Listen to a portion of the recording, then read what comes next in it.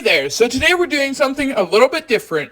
We're going to be drawing a picture and then wood burning it into a piece of wood. Have fun. Transitioning into copying it onto a board. Now, to the wood burn.